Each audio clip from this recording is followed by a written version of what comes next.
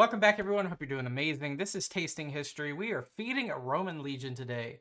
Glad you're here. Let's jump right in. Do you love vinegar? Can't get enough of that pure lard? Then maybe the life of a Roman legionary is for you. Today we'll be making Posca, Posca? the Gatorade of ancient Rome, I'm drinking Gatorade. along with a boiled lard that might have been eaten by Caesar's men just before crossing the Rubicon. Posca and lard, this time on Who Wants to Feed a Legionnaire? Let's go. Or Tasting History.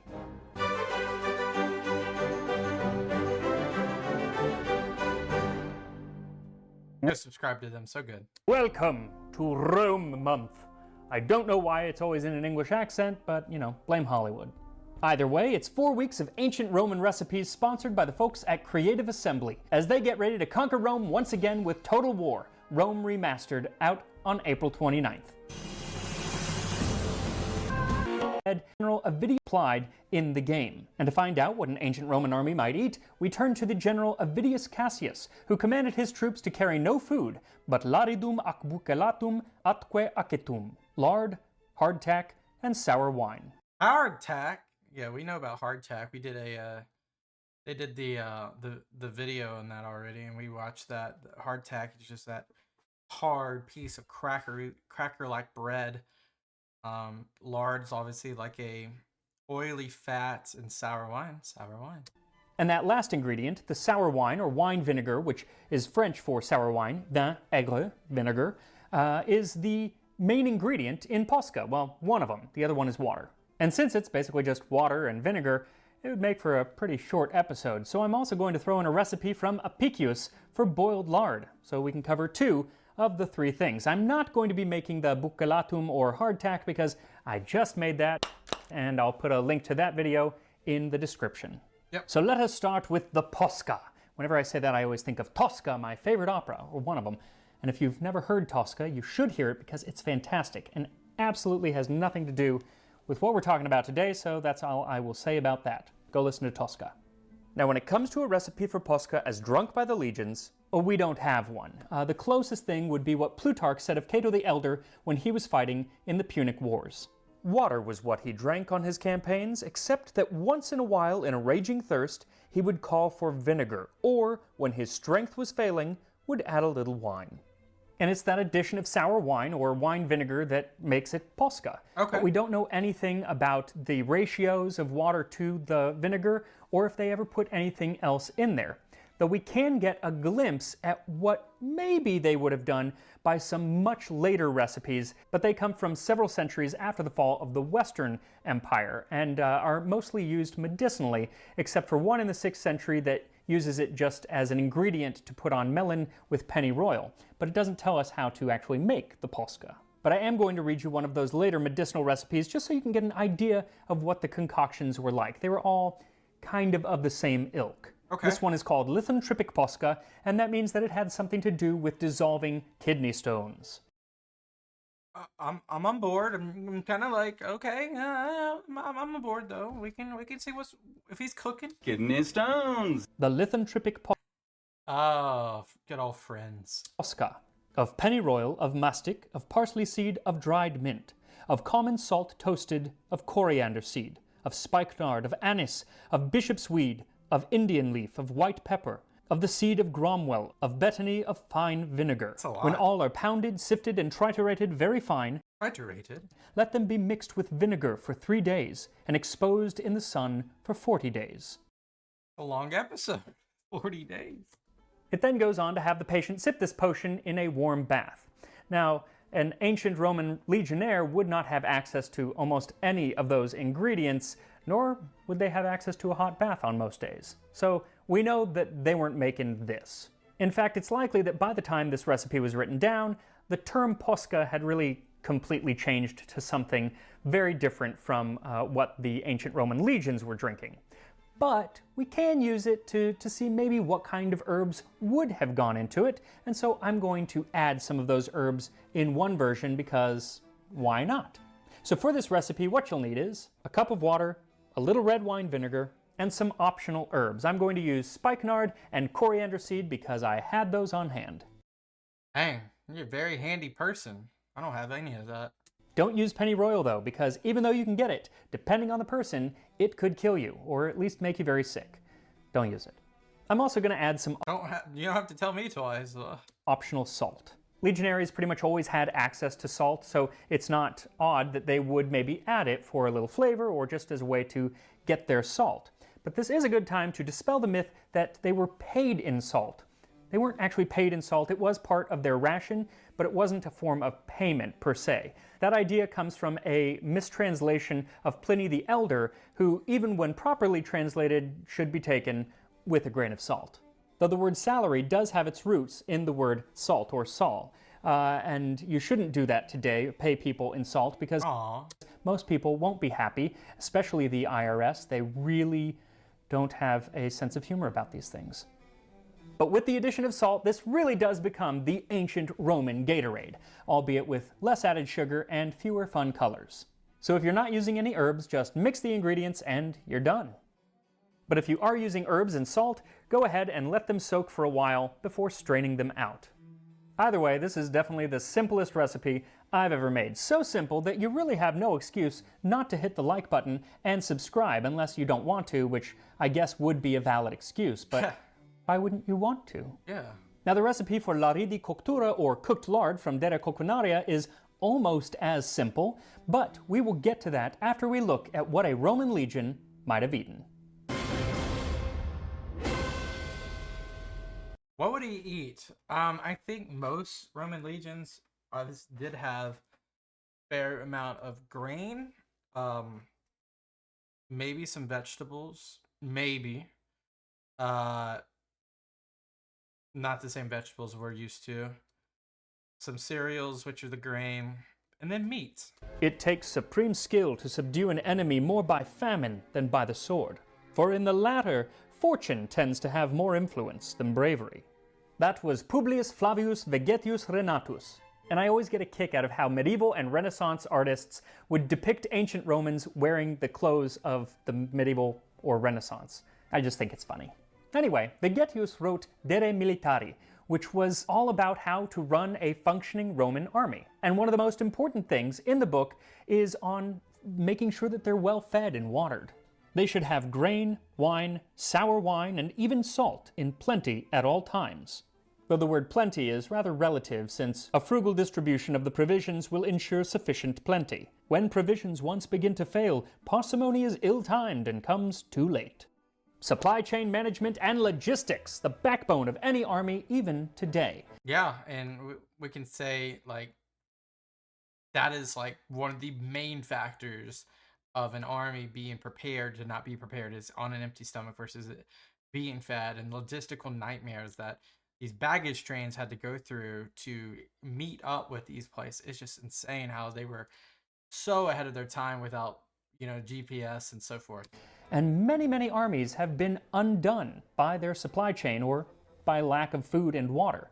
Writing about the Second Punic War, Appian says, Hannibal was cut off in the midst of a plain without water and was engaged all night digging wells.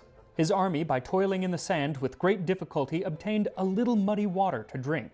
Scipio, mindful of this, moved against them at daybreak while they were exhausted with marching, with want of sleep, and want of water. So this is the Battle of Zama. It had to be, right?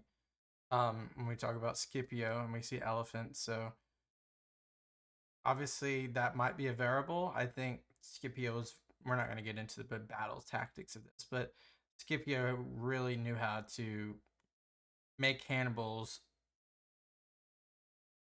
aggressiveness in some formats work against him. And there wasn't a lot of times where Hannibal just went up against you in a pitched battle. There was a lot of tactics that he would deploy, but Zama didn't really deploy that many tactics. So hunger might have been an interesting variable. Hannibal was troubled since he did not wish to join battle in that plight. Yet he saw that if he should remain there, his army would suffer severely from want of water. Well, Hannibal wasn't about to retreat because Hannibal was Hannibal, and so he took his 50,000 men and his 80 elephants, and he fought a battle that he didn't want to fight, and he lost big time. Pretty much ended the Second Punic War on It definitely did. Yeah. that day. And it was all because, or at least partly because, he had to fight a battle due to a lack of fresh water. All he had was muddy water. And Vegetius says, neither should the army use bad or marsh water, for bad drinking Oh yeah, you're gonna get all types of disease. water, like poison, causes disease for the drinkers. And while wine vinegar is not going to make muddy water potable, it might make somewhat bad water a little bit more drinkable. Also, historians think that the Romans possibly were under the impression that it might help ward off scurvy, because in the Middle Ages, they did think that it warded off scurvy. Europeans did. It doesn't, but they thought it did. Isn't scurvy more or less like a deficiency of vitamin C? So, there you go. But likely the best reason for having them carry around sour wine is that while wine vinegar doesn't actually hydrate you, in fact in large amounts it can do the exact opposite, it does slake your thirst. A jar of sour wine was sitting there, so they soaked a sponge in the wine, put it on a stalk of hyssop, and lifted it to his mouth. And of course they're talking about Jesus. Interesting. That is one of several versions of the story where Jesus is up on the cross, and it's usually a Roman soldier who gives him a drink, possibly of Posca, in this case with a bit of hyssop. But depending on the version of the gospel that you're reading, it's either seen as an act of mercy or as an act of mockery. In fact, in one version, they add a bit of gall to the vinegar or the Posca. And who carries around gall with them? I don't know. I don't think I want to know them. Maybe someone can explain to me why someone would just be carrying that around, kind of demented. But whether good or bad in the Bible, in Roman history, it was always seen as a refreshing thing to drink. Even Roman emperors took up the cup. The Emperor Hadrian, of wall-building renown, famously ate and drank just as his soldiers did. He Probably better though. inspired his soldiers by proofs of his own powers of endurance, actually led a soldier's life, cheerfully ate out of doors on such campfare as bacon fat, cheese, and sour wine. And not to be outdone, the Emperor Caracalla used to eat whatever bread was readily at hand. He would grind enough grain for himself with his own hands and make a barley cake, which he would eat after baking it on charcoal. He claimed that he loved being called a fellow soldier by them instead of the emperor. Did he though? Because it kind of sounds like when my old boss used to come up and chat with the team. What's up, fellas? How's it going? What's the scuttlebutt? How was the weekend? You can tell me. I know I'm the boss, but come on. We're a team. Yeah, I'm guessing once he got back to Rome, he really preferred being called emperor again.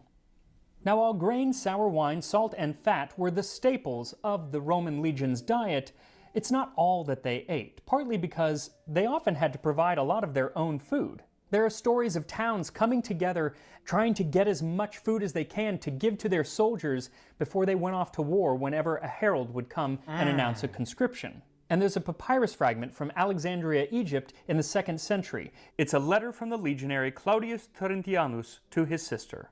Take every step to supply me with 2 containers of the largest size of olira and an artab of radish oil, like a care package when you go to camp. Also, food got better when you were in foreign territory because Roman legions were not Plunder. above pillaging. Yeah. Cestius sent out a great many of his soldiers into neighboring villages to take up their grain. There are numerous mentions of troops living abroad after something has been conquered where they're living it up, but the best written one is actually a Greek source, so forgive me for using a Greek source, but it's just so good.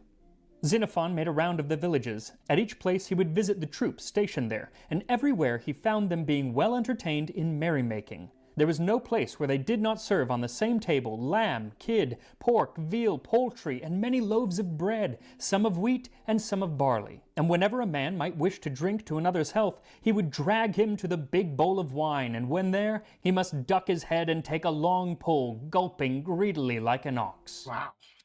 Those crazy Greeks. But if things ever got a little too out of hand, they got a little too lackadaisical, there was always some stick-in-the-mud general coming around to put an end to the party. Invoke discipline, which was a huge problem for most people that are in a campaign fashion. If it's like a single plunder, might not matter. But when you're on campaign, these things, these plundering, these indulgences slow you down.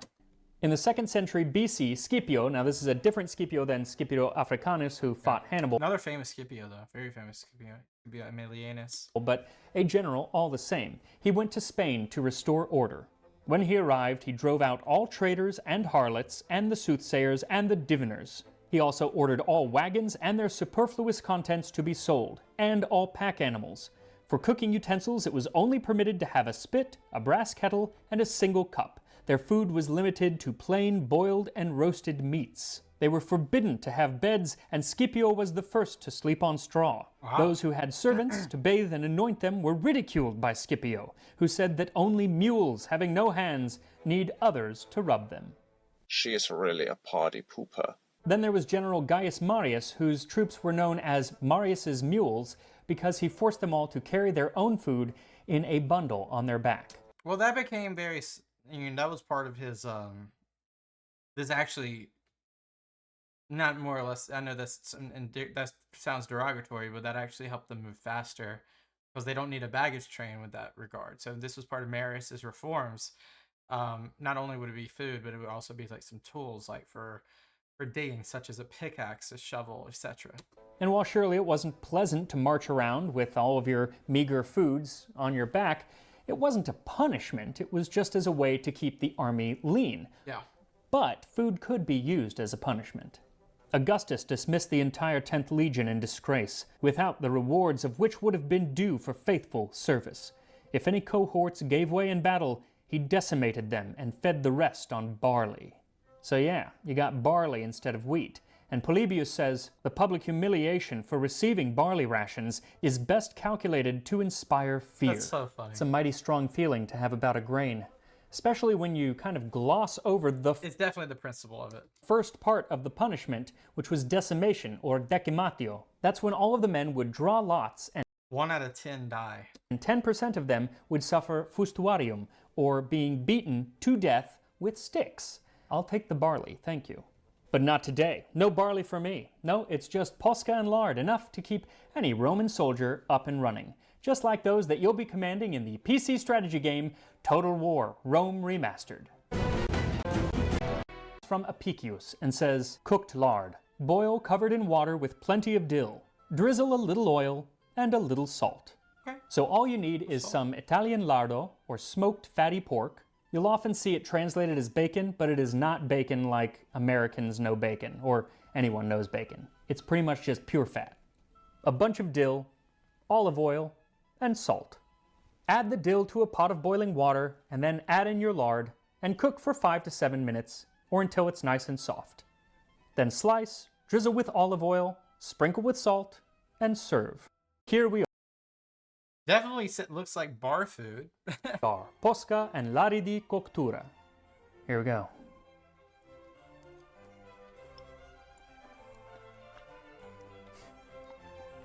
That ain't half bad. Oh. It's actually really good. Oh. I mean, it would, think of like the fat off of bacon and then add a little salt to it and a little dill ambiance. Yeah, I don't see how that would be horrible. The texture would be interesting. So it's quite salty because it's been cured, which it probably would have been at the time. And I don't really like the texture because it's fat, but the flavor is really nice. It kind of tastes like bacon. I don't really get the dill. Maybe a little bit. It's like a freshness. It's good. What it doesn't need is added oil. Like, who thought, you know what this piece of fat needs? Some liquid fat drizzled on top. Maybe oil is more or less used as a lubricant to have it not be burnt. Wait, they boiled it. Never mind. Well, whoever wrote De Coquinaria, who might have been Apicius, Never mind. he thought that, but I don't. But oil was used as a condiment, right? It wasn't. It was more used like a condiment. So I can definitely see why they would do that. It's like ketchup. Don't think that. Let's try the Posca. So I actually have 2 glasses of Posca. I have the one with no herbs and no salt, and then the one with herbs and salt. I only have one of these cool little cups, so instead I got a fancy glass. So I'll try this one first. The no herbs. Definitely smells like vinegar.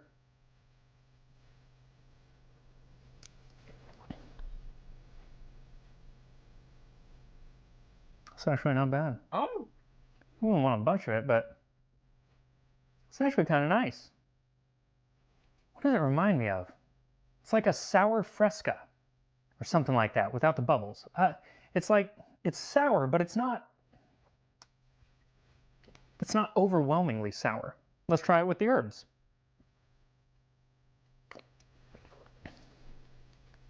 I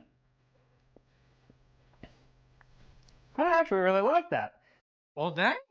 Again, I'm not gonna want like a glass of it, but I wouldn't turn it down.